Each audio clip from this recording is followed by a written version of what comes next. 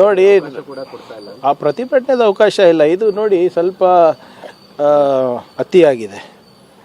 ನಾವು ಅವ್ರು ಹೇಳಿದ್ದನ್ನೆಲ್ಲ ಕೇಳಿದ್ದೇವೆ. ಹಿಂದಿನ ಸರ್ಕಾರದಲ್ಲಾದಂಥ ಲೋಪಗಳನ್ನು CAG ರಿಪೋರ್ಟು ಬಂದಿದೆ. ನಾವು ಕಾನೂನಾತ್ಮಕ ಮಾಡಬೇಕಾದ್ರೂ ಕೂಡ ಹೀಗೆ ಬ್ಲ್ಯಾಕ್ ಮೇಲ್ ಮಾಡೋದು ಎಷ್ಟು ಸರಿ? ಆಮೇಲೆ BNSS ಪ್ರಕಾರನೇ ನಾವೇನು ಯಾವುದೋ ಪ್ರತಿಭಟನೆ ಹತ್ತಿಕ್ಕೋ ಪ್ರಯತ್ನ ಮಾಡ್ತಾಯಿಲ್ಲ. ಬಂದು ಪ್ರತಿಭಟನೆ ಮಾಡಲಿ, ಬೇಡ ಅಂತ ಇಲ್ಲ. ಪದೇ ಪದೇ ವಿಷ ಸೇವಿಸ್ತೀವಿ ಅಂತ ಹೇಳೋದು, ವಿಷ ಕುಡಿತೀವಿ ಅಂತ ಹೇಳೋದು 226 ಇದು ಏನು B ಇದ್ರ ಪ್ರಕಾರ ಇಟ್ ಈಸ್ ಅ ಕ್ರೈಮ್. ಈಗ ನಾವು ಏನು ಮಾಡಿದ್ದೀವಿ ಅಂತ ನಮ್ಗೆ ಬ್ಲ್ಯಾಕ್ ಮೇಲ್ ಮಾಡ್ತಾ ಇದ್ದಾರೆ. ಕಾನೂನ ಪರವಾಗಿ, ಸಂವಿಧಾನದ ಪರವಾಗಿ ನಾವು ನಿಂತಿದ್ದೀವಿ ಅಂತ ಇವತ್ತು ಇಷ್ಟು ಬ್ಲ್ಯಾಕ್ ಮೇಲ್ ಮಾಡ್ತಾ ಇದ್ದಾರೆ. ಅವ್ರು ನಿಜವಾಗ್ಲೂ ಪ್ರತಿಭಟನೆ ಮಾಡಬೇಕು ಅಂದರೆ BJP ಕಚೇರಿ ಮುಂದೆ ಪ್ರತಿಭಟನೆ ಮಾಡಬೇಕು. ಇವತ್ತು ಅವರ ಒಂದು ಲೋಪದಿಂದ ಪಾಪ ಇವತ್ತು ಅವರಿಗೆಲ್ಲ ತೊಂದರೆ ಆಗಿದೆ. ನಾವು ಅದು ಲೋಪಗಳನ್ನು ಸರಿಪಡಿಸ್ತಾ ಇದ್ದೀವಿ. ಇಲ್ಲದ್ರೆ ಒಂದು ಕೆಲಸ ಮಾಡಿಬಿಡ್ಲಿ, BJP ಅವ್ರು ಯಾವಾಗಲೂ ಮಾತಾಡ್ತಾರಲ್ಲ ಇದ್ರ ಬಗ್ಗೆ, ಯಾವ ಕಾನೂನು ಅಡಿನಲ್ಲಿ ನಾವು ಅವರಿಗೆ ದುಡ್ಡು ಕೊಡ್ಬೋದು ಅದನ್ನು ನಮ್ಗೆ ತಿಳಿಸ್ಲಿ, ಅದು ನಾನು ಮಾಡ್ತೀನಿ. ಹೌದು, ಇಂಥ ಕಾನೂನು ಅಡಿನಲ್ಲಿ, ಇಂಥ ರೂಲ್ ಅಡಿನಲ್ಲಿ, ಇಂಥ ಯೋಜನೆ ಅಡಿನಲ್ಲಿ ನೀವು ಕೊಟ್ಬಿಡಿ, ಇಂಥ ದುಡ್ಡು ಕೊಟ್ಬಿಡಿ, ಪಾವತಿ ಮಾಡಿಬಿಡಿ ಅಂತ ಹೇಳಿದ್ರೆ ಪಾವತಿ ಮಾಡಿಬಿಡ್ತೀನಿ. ಅದೇ ಇದು ಬಿಟ್ಟು ಇದರಲ್ಲಿ ರಾಜಕೀಯ ಮಾಡೋದು ಸರಿಯಲ್ಲ. ಆಮೇಲೆ ಕಾಂಟ್ರಾಕ್ಟರ್ಗಳಿಗೂ ನಾವು ಮನವಿ ಮಾಡ್ಕೊಂಡಿದ್ದೀವಿ. 1 ವರ್ಷದಿಂದ ತನಿಖೆ ನಡೀತಾ ಇದೆ. ಎಷ್ಟು ವರ್ಷ, ಕೋಟ್ಯಾಂತರ ರೂಪಾಯಿ. ಇವರು 430-40 ಕೋಟಿ ರೂಪಾಯಿದು ಆಡಿಟ್ ಅಬ್ಜೆಕ್ಷನ್ ಆಗಿದೆ. ಯಾರ ದುಡ್ಡಿದು? ಕನ್ನಡಿಗರ ದುಡ್ಡು, ತೆರಿಗೆ ದುಡ್ಡು, ನಿಮ್ಮ ದುಡ್ಡು. ಸುಮ್ಮನೆ ಹಾಗೆ ಕೊಟ್ಬಿಡು ಅಂತ ಹೇಳಿದ್ರೆ ಅದಕ್ಕೇನು ಆ ನಿಯಮಗಳಿಗೆ ಏನು ಗೌರವ ಇದೆಯಾ? ಇಲ್ಲ. ಸೊ ಅದರಿಂದ whatever it is to be done by law. ಈಗ ಪ್ರತಿಭಟನೆ ಮಾಡಲಿ ಸರ್, ಬೇಡ ಅಂತ ಇಲ್ಲ. ಆದರೆ ಪ್ರತಿಭಟನೆ ಆಹ್ವಾನ ಮೆಸೇಜ್ನಲ್ಲಿ ಏನಿದೆ, ವಿಷ ಬಾಟಲ್ ತೊಗೊಂಡು ಬನ್ನಿ, ಅದು ಮಾಡಿ ಇದು ಮಾಡಿ ಅಂದರೆ ಏನರ್ಥ? ಈಗ ನಮ್ಮಿಂದ ಏನಾದರೂ ಲೋಪ ಆಗಿದೆಯಾ? ಹೌದು, ನಮ್ಮ ಸರ್ಕಾರ ಬಂದ ಮೇಲೆ ಇಂಥ ಲೋಪ ಆಗಿದೆ, CAG ಆಡಿಟ್ ರಿಪೋರ್ಟ್ ತಪ್ಪು, ನೀವು ಸರ್ಕಾರದ ದುಡ್ಡು ಹೆಂಗೆ ಬೇಕಂಗೆ ಕೊಟ್ಬಿಡಿ ಅಂತ ಹೇಳಿಬಿಟ್ರೆ ನೀವು ಹೇಳಿ, ಯಾವ ಕಾನೂನು ಅಡಿನಲ್ಲಿ ಕೊಡ್ಬೋದು ಹೇಳಿ, ಅದು ಕೊಡ್ತೀವಿ ನಾವು. ये समाचार मैक्स मल्टी स्पेशलिटी हॉस्पिटल द्वारा प्रायोजित है, जो 24 घंटे 7 दिन आपातकालीन ट्रॉमा और क्रिटिकल केयर सेंटर है, और यह Hagarga circle, ring road, Gulbarga में सुविधाजनक स्थान पर. ನೋಡಿ, ಮೊದಲನೇದಾಗಿ ಮೆಟ್ರೋ ದರ ಏರಿಕೆ ರಾಜ್ಯ ಸರ್ಕಾರದ ಹೊಣೆ ಅಲ್ಲ. ಅದಕ್ಕೆ ಫೇರ್ ಫಿಕ್ಸೇಷನ್ ಕಮಿಟಿ ಅಂತ ಗೌರ್ಮೆಂಟ್ ಆಫ್ ಇಂಡಿಯಾ ಆ್ಯಕ್ಟಲ್ಲಿ ಇದೆ. ಇದಕ್ಕೆ ಏನಿದ್ರು ಕೂಡ ಕೇಂದ್ರ ಸರ್ಕಾರ ಜವಾಬ್ದಾರಿ. ತಮಗೆ ನೆನಪಿದ್ರೆ PC ಮೋಹನ್ ಅವರು ಮತ್ತು ತೇಜಸ್ವಿ ಸೂರ್ಯ ಅವರು ಜನವರಿ ಎಂಡ್ನಲ್ಲಿ ನಾವು ಮೋದಿ ಸರ್ಕಾರಕ್ಕೆ ಮನವಿ ಮಾಡ್ಕೊಂಡಿದ್ದೇವೆ. ಇದು ಏನೋ ಈ ದರ ಏರಿಕೆಯನ್ನು ನಾವು ಮುಂದೆ ಹಾಕಲಿಕ್ಕೆ ನಾವು ಮನವಿ ಮಾಡ್ಕೊಂಡಿದ್ದೆ, ಅದು ಶಿಫಾರಸನ್ನು ಒಪ್ಪಿದ್ದಾರೆ ಅಂದ್ಬಿಟ್ಟು ಧನ್ಯವಾದ ಅಂತ ಹೇಳಿರಲಿಲ್ವೇನ್ರಿ? ಅವಾಗ ತಾತ್ಕಾಲಿಕವಾಗಿ ಮುಂದೆ ಹಾಕಿದ್ದಕ್ಕೆ ಧನ್ಯವಾದ ಅಂತ ಹೇಳಿದ್ರು. ಈಗ ಏರಿಸಲಿಕ್ಕೆ ಅದು ಯಾರ ಜವಾಬ್ದಾರಿ? ಅವಾಗ ಮೋದಿ ಸರ್ಕಾರದ ಹೆಸರು, ಇವಾಗ ನಮ್ಮ ಹೆಸರು. ಅದೇ ನ್ಯಾಯ? ಮೊನ್ನೆ ಇಲ್ಲಿ ನಾವು BMTC ಮತ್ತು KSRTC ದರ ಹೆಚ್ಚಳ ಮಾಡಿದಾಗ ಎಲ್ಲರಿಗೂ ಗುಲಾಬಿ ಹೂವು ಕೊಟ್ಟು ಕ್ಷಮೆ ಕೇಳಿದ್ರಲ್ಲ, ನಾರಾಯಣ ಸ್ವಾಮಿ ಚೆಲುವಾದಿಯವರು ಮತ್ತು ಅಶೋಕ್ ಅವರು.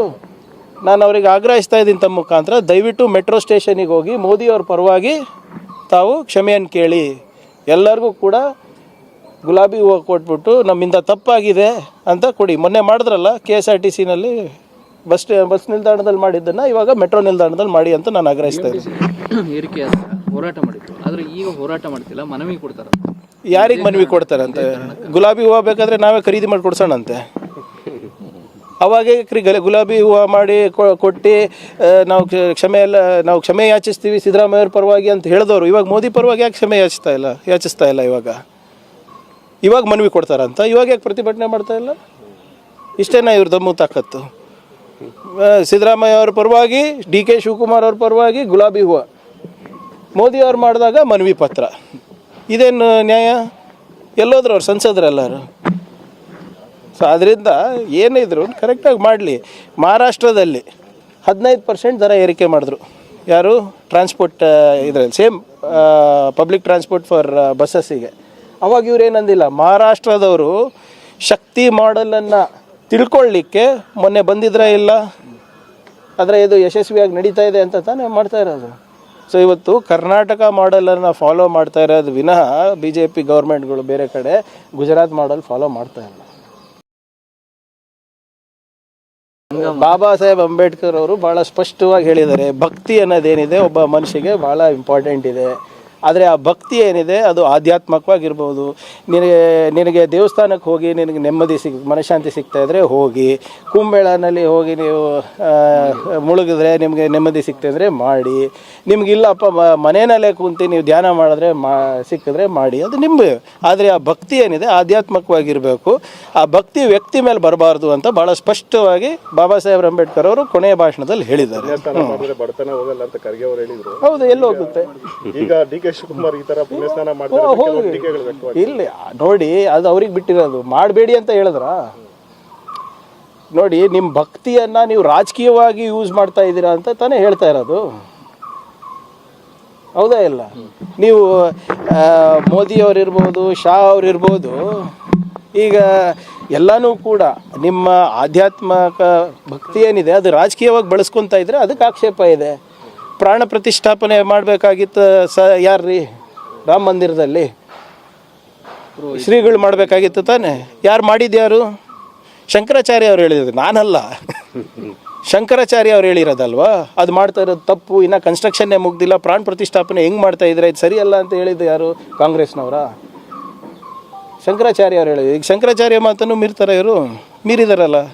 ಸೊ ಅದರಿಂದ ಇವರು ಏನು ರಾಮ ಇರ್ಬೋದು ಅಥವಾ ರಾಮಾಯಣ ಇರ್ಬೋದು ಅಥವಾ ಬೇರೆ ಏನು ನಮ್ಮ ಗ್ರಂಥಗಳಿರ್ಬೋದು, ಇದು ರಾಜಕೀಯವಾಗಿ ಬಳಸೋದಕ್ಕೆ ನಮ್ಮ ಆಕ್ಷೇಪ ಇದೆ. ಮಾಡಿ, ನೀವು 10-11 ವರ್ಷ ಆಯ್ತಲ್ಲ ಸರ್ ನಿಮ್ಮ ಮೋದಿ ಸರ್ಕಾರ ಬಂದು. ಬಹುತ್ ಭ್ರಷ್ಟಾಚಾರ ಅಬ್ ಕಿ ಬಾರ್ ಮೋದಿ ಸರ್ಕಾರ ಅಂತ ಹೇಳಿ 11 ವರ್ಷ ಆಯ್ತಲ್ಲ. ಆಯ್ತಾ ಕಮ್ಮಿ ಭ್ರಷ್ಟಾಚಾರ? ಬಹುತ್ ಹೋಗೈ ಮಹಂಗಾಯಿ ಪಿ ಮಾರ್ ಅಬ್ ಕಿ ಬಾರ್ ಮೋದಿ ಸರ್ಕಾರ ಅಂತ. ಇವಾಗ ಪೆಟ್ರೋಲ್ ಡೀಸೆಲ್ ಬೆಲೆ ಎಷ್ಟಾಯಿತು? ಅಚ್ಚೇ ದಿನ ಆಯ್ತಲ್ಲ, ಅಚ್ಚೇ ದಿನ ಬಂತ ಇವತ್ತು. ಹಾಂ, ಈಗ ಭಾರತೀಯರಿಗೆ ಏನು ಇದಕ್ಕೆ ಚೇನ್ನಲ್ಲಿ ತಂದ್ರಲ್ಲ, ಆಯಿತಾ? ಭಾಳ ಸ್ಪಷ್ಟವಾಗಿ ಖರ್ಗೆ ಅವರಿರ್ಬೋದು, ಬೇರೆಯವ್ರಿರ್ಬೋದು, ಏನು ಹೇಳ್ತಾ ಇದ್ದಾರೆ ಅಂದರೆ, ನೀವು ಏನೇ ಇರ್ಬೋದು, ಪುಣ್ಯ ನೀವು ಬೇವಿನ ಸಸಿ ನೆಟ್ಟು ನೀವು ಮಾವಿನಕಾಯಿ ತಿನ್ನೋಕ್ಕಾಗಲ್ಲ ಅಷ್ಟೇ. ನೀವು ಎಷ್ಟೇ ಹೋಗಿ ನೀರಿನಲ್ಲಿ ಮುಳುಗಿದ್ರು ಇದಕ್ಕೆ ಪರಿಹಾರ ಏನಿದೆ ಸಾಂವಿಧಾನಿಕವಾಗಿ ಕಂಡ್ಕೋಬೇಕಾಗ್ತದೆ, ಕಾನೂನಾತ್ಮಕವಾಗಿ ಕಂಡ್ಕೋಬೇಕಾಗ್ತದೆ, ರಾಜಕೀಯವಾಗಿ ಕಂಡ್ಕೋಬೇಕಾಗ್ತದೆ ಹೊರತು ನೀವು ಹೋಗಿ ಕೈ ಎಲ್ಲಾದರೂ ಮುಗಿದ್ರೂ ಇದಕ್ಕೆ ಪರಿಹಾರ ಸಿಗೋದಿಲ್ಲ.